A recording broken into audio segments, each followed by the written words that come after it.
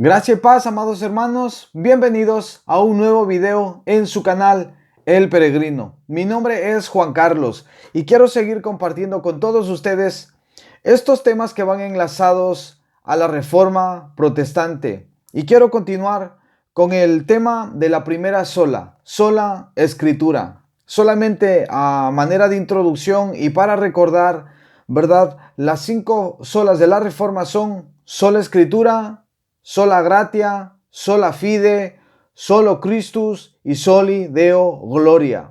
Estas 5 solas están en latín y en español quieren decir solo la escritura, solo por gracia, solo por fe, solo por Cristo y solo a Dios sea toda la gloria. Eso es lo que estas 5 solas nos quieren enseñar y este es el propósito de estas enseñanzas, que conozcamos estas verdades preciosas, que si nosotros, por medio de la guía del Espíritu Santo, cala profundamente en nuestros corazones, esto nos enriquece el Evangelio de nuestro Señor Jesucristo. Y por supuesto, nuestra vida será enriquecida con la bendita palabra de Dios, porque ese es el propósito de Dios. Para eso Dios nos ha dejado su palabra, para que nosotros al meditar en ella, al conocerla más profundamente, ¿verdad? Nuestras vidas sean fortalecidas, nuestras vidas sigan siendo un adorno para el Evangelio. Y entonces en esta ocasión quiero compartir con todos ustedes, enlazado con la primera sola, que es sola escritura, quiero compartir implicaciones de sola escritura. Y entonces quisiera que pongamos muchísima atención pues a la lectura, ¿verdad? Porque vamos a ir usando versículos del Antiguo Testamento y del Nuevo Testamento para corroborar que la misma palabra de Dios habla del principio de sola escritura. Esto no es algo nuevo, ni es algo solamente que surgió a raíz de la Reforma Protestante, no, ni mucho menos. En el año 1500, cuando Martín Lutero, ¿verdad?, levantó la voz y descubrió estas preciosas verdades, entiéndase bien la palabra, las descubrió, es decir, siempre han estado en la palabra de Dios. Solamente que, como bien hemos escuchado en la introducción a la Reforma, hubo 1000 años de oscurantismo, es decir, durante 1000 años la palabra de Dios estaba cerrada a los ojos espirituales de millares de personas. Imaginémonos cuántas generaciones no se perdieron, amados hermanos, por desconocer estas preciosas verdades que ahora para nosotros han sido reveladas. Así que yo considero que estos temas son de muchísima importancia para el tiempo en el que nosotros estamos viviendo y para nuestras generaciones, por supuesto. Entonces, voy a seguir con la lectura, ¿verdad? Y compartiendo con todos ustedes el tema de sola escritura y sus implicaciones. Pongamos mucha atención. Nuestro primer apoyo en la defensa de esta doctrina aparece en el Antiguo Testamento. Y fueron palabras inspiradas por Dios, pero dichas por su profeta. Y en este caso el profeta Isaías. En el capítulo 8, el versículo 20. Dice el profeta: a la ley y al testimonio. Si no hablan conforme a esta palabra, es porque no hay para ellos amanecer. Y la Nueva Traducción Viviente de este versículo habla y lo expresa de la siguiente manera: busquen las instrucciones y las enseñanzas de Dios.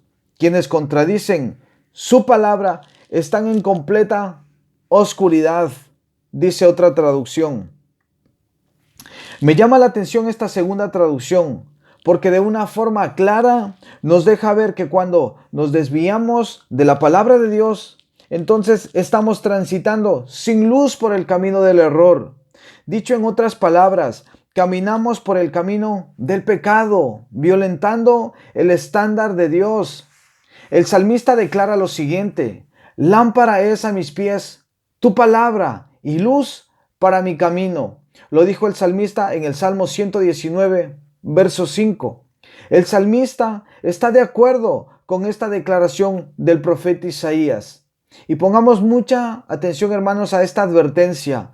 Una iglesia o un predicador o un evangelista o un misionero que distorsiona o diluye la palabra es como un hombre que anda en medio de la noche, en medio de la oscuridad, sin una luz que le indique por dónde caminar, y por tanto se tropieza y se cae y se hiere continuamente.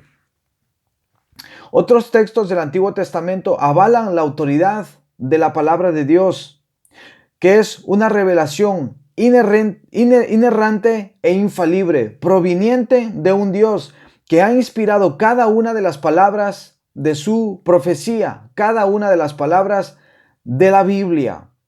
A eso llamamos inspiración verbal. Los Salmos 19 y los Salmos 100 y el Salmo 119 nos hablan abundantemente del testimonio de la palabra de Dios. Cuando llegamos al Nuevo Testamento, nos encontramos con que Jesús trató el Antiguo Testamento como autoritativo en su totalidad. Y para ello me gustaría que apunten en sus notas Mateo capítulo 5, versículo 18, donde dice el Señor de la siguiente manera. Vamos a dar lectura. Mateo capítulo 5, versículo 18. Declara el Señor lo siguiente: porque de cierto os digo, que hasta que pasen el cielo y la tierra, ni una jota, ni una tilde pasará de mi palabra hasta que todo se haya cumplido. Eso es lo que el Señor nos dice de su preciosa palabra.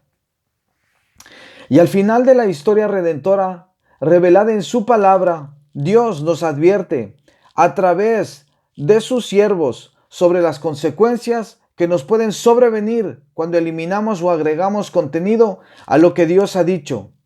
En un texto importante que lo señala, Dios cierra su historia.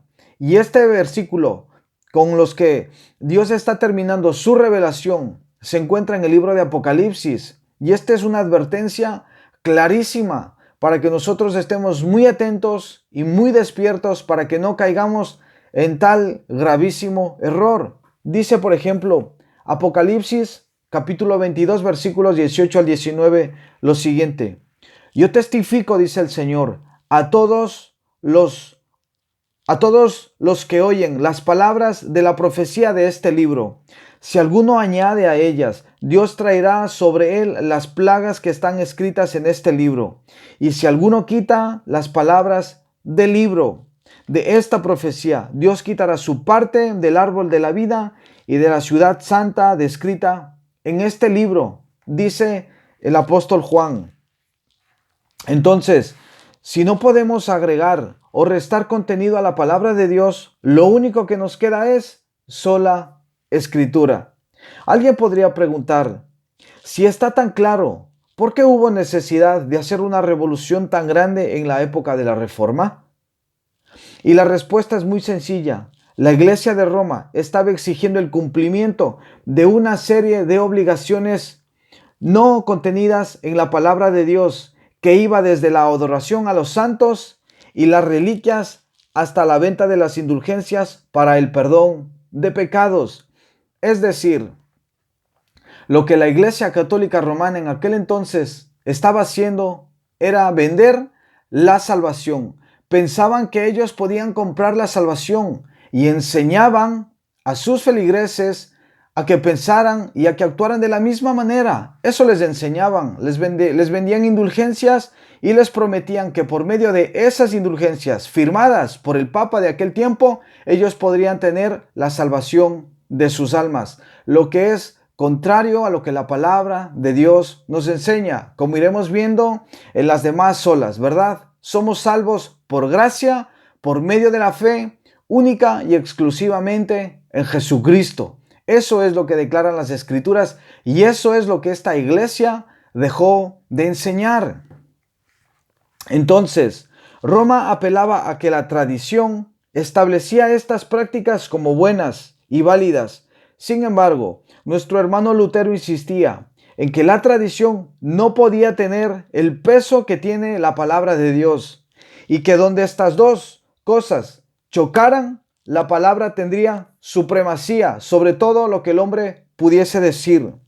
El Concilio de Trento, en 1546, afirmó que la tradición oral tenía tanto peso como la tradición escrita de la palabra de Dios. La iglesia hablaba entonces y hablaba hoy del peso que la tradición tiene a la par con las sagradas escrituras. Algo que a los reformadores les parecía inconcebible. La Enciclopedia Católica afirma lo siguiente, pongamos mucha atención.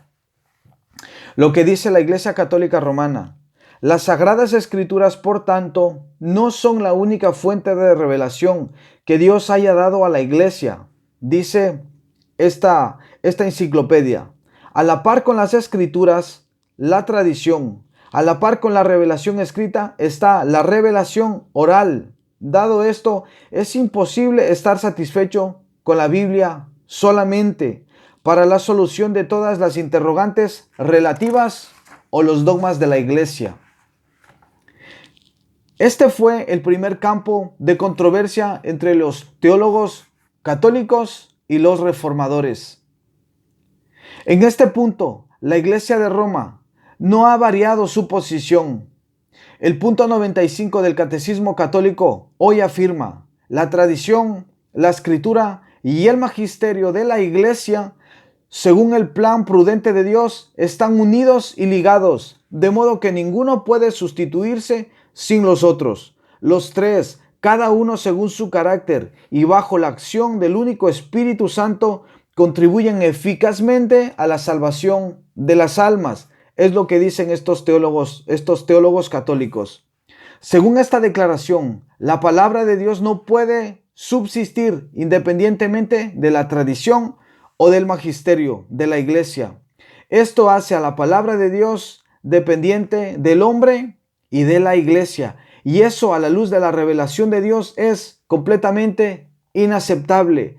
Es un error gravísimo, como lo hemos leído en Apocalipsis capítulo 22. Entonces, la palabra de Dios juzga a la Iglesia, juzga a sus maestros y no al revés.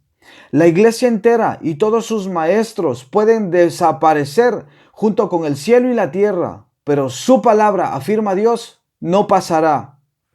Cristo así lo afirmó y así lo creemos los verdaderos hijos de Dios hoy en día, que la palabra de Dios es perfecta, que la palabra de Dios es un testimonio fiel, dado por Dios a su verdadera iglesia.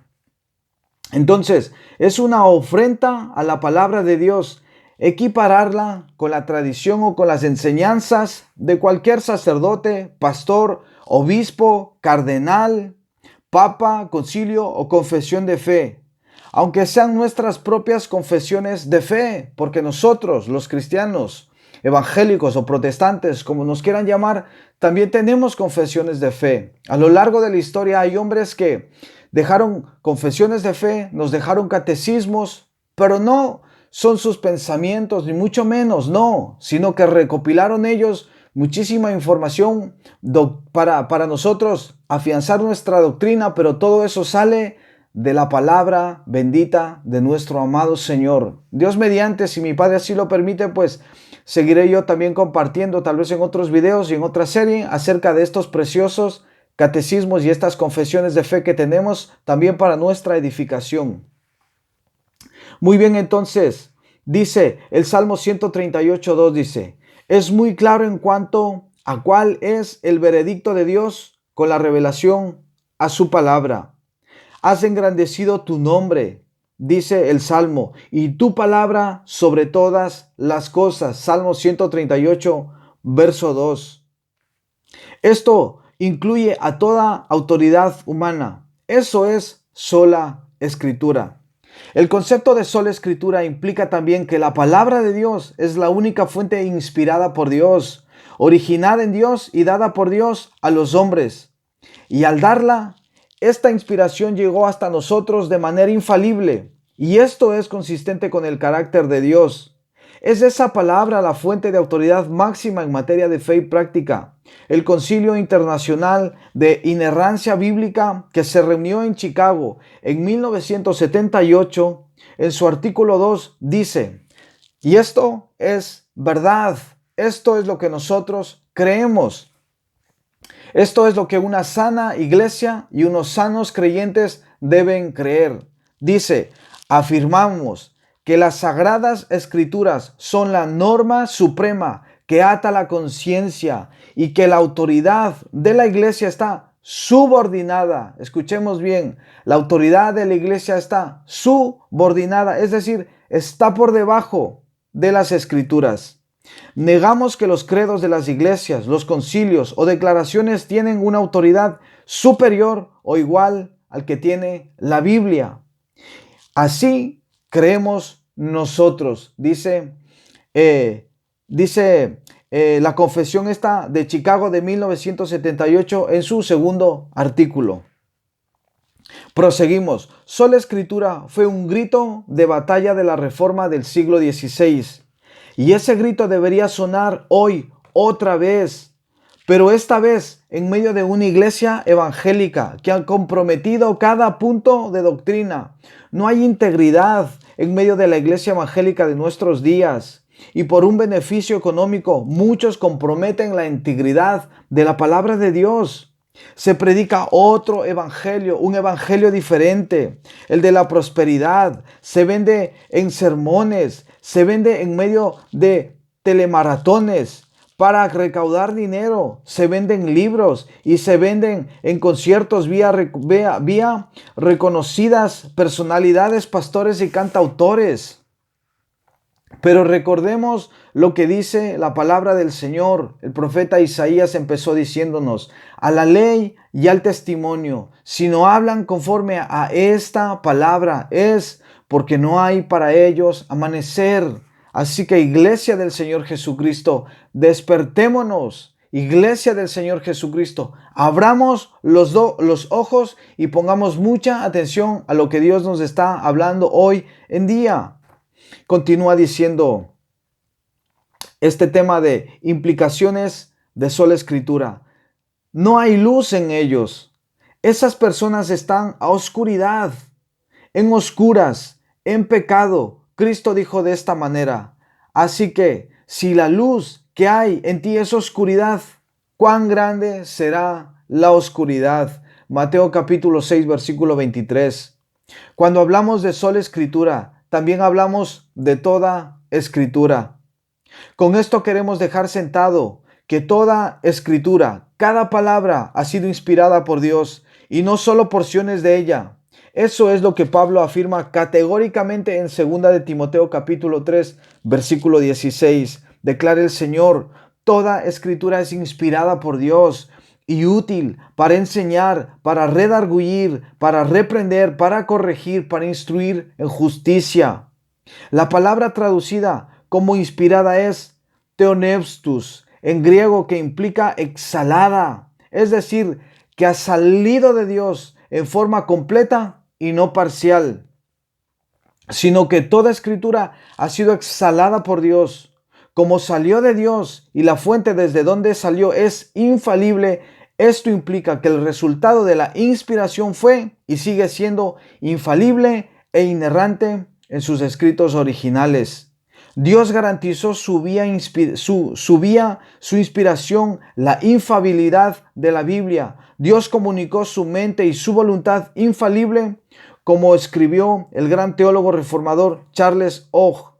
Y así sus autores convencidos de que eran solo meros instrumentos de comunicación, hablaron de esta forma muchas veces. Así dice el Señor. Ellos tenían seguridad de que las palabras que salían de su boca no eran de inspiración humana, y cuando hablaban eran verdaderamente consistentes con previas revelaciones de Dios, o hablaban palabras referentes a acontecimientos futuros. Hoy en día, muchos llamados profetas no tienen aprecio por sola Escritura y por tanto, con suma facilidad suelen decir, así dice el Señor, o el Señor me dijo, cuando en realidad el Señor no ha hablado. Leíamos el pasaje de 2 de Timoteo 3, versículo 16, que Dios nos ha dejado su palabra para enseñar, para reprender, para corregir, para instruir en justicia. Y el próximo versículo nos dice que a fin de que el hombre de Dios sea perfecto, equipado para toda buena obra. Segunda de Timoteo 3, verso 17. El hombre de Dios solo necesita la palabra de Dios para estar completo. Por eso, el concepto de que sola escritura implica que la palabra de Dios es perfecta y que está completa en sí misma. Wayne Grudem, un hermano americano, profesor y teólogo y de estudios bíblicos en el seminario de Phoenix, Arizona, en su teología sistemática nos dice que las perfecciones de las escrituras implican que éstas contienen todas las palabras de Dios que Él quería que su pueblo tuviera en cada etapa de la historia de la redención y que ahora contiene todo lo que necesitamos que Dios nos diga para la salvación, para confiar en Él perfectamente y para obedecerle perfectamente. Sola escritura significa que la escritura es inspirada por Dios. Nuestros sermones no son inspirados por Dios. Ningún catecismo es inspirado por Dios. Ninguna confesión de fe es inspirada por Dios. En el mejor de los casos, solo pueden estar basadas en aquello que ya Dios nos ha inspirado. Y Él, lo que ha inspirado, Dios, lo que ha inspirado es su bendita y preciosa e inerrante, suficiente, autoritaria palabra. Volvamos a sola escritura, amadas vidas, amados hermanos. Quiero dejar hasta aquí este tema de implicaciones de sola escritura y Dios mediante, si mi Padre así lo permite, quiero también compartir, ya para terminar esta serie de sola escritura, compartiré con ustedes sola escritura y la doctrina de la inerrancia. Y solamente al final, una reflexión final acerca de este tema.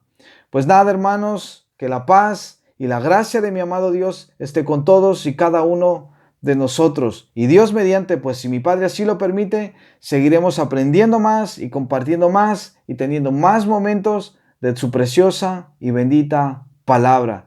Que Dios los bendiga a todos.